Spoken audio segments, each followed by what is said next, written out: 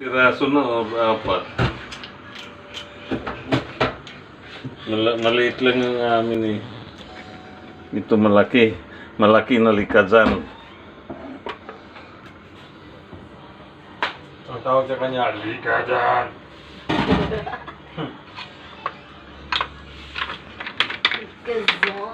May nagtitinda ng balot doon sa ano, sa amin. May lasing na nadaanan. Sumigaw. Akin na nga yung balot mo dyan. Hindi lumapit. Paglapit nun. Utangin ko ito. Hindi sabi nung nagbibinta. Likaza. Yun na yung naging pangalan. Hindi, likazan kasi Iiwasan. lingwahe namin ang likazan din, parang iiwasan ka. Umiiwas. Parang islang siya ba? Para hindi na mautang, sabi niya, likadan.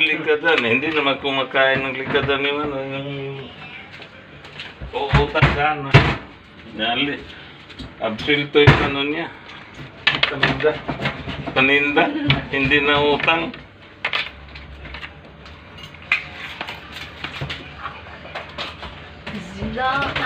Pag marinitan nito, Sheng, Malaking ano. Yung pinag-ano ko noon, oh.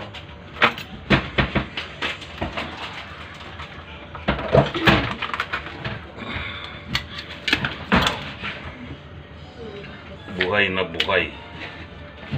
Fresh na likazan. Balot.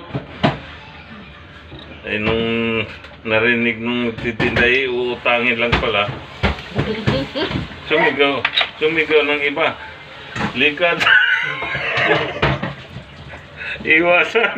Iwasan dahil uutangin lang eh. Dugo yan inaano mo pa? Dugo niya. Yan lang yung shell, Sheng, na ang dugo parang dugo ng tao. Pula. Ingat pa ha. Likadan. Hindi naman na kursunado nung lasing. Hindi.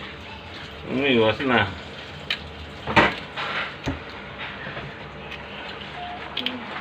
Tapos anong luto niyan, tatay?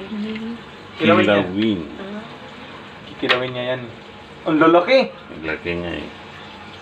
Apat na piraso yung sa atin dito. Ang laki.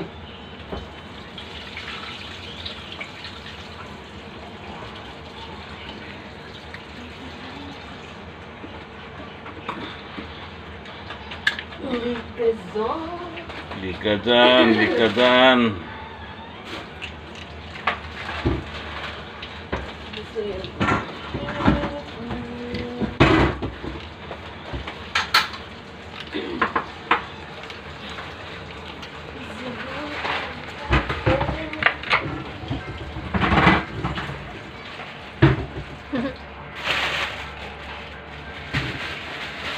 Dami pa oh.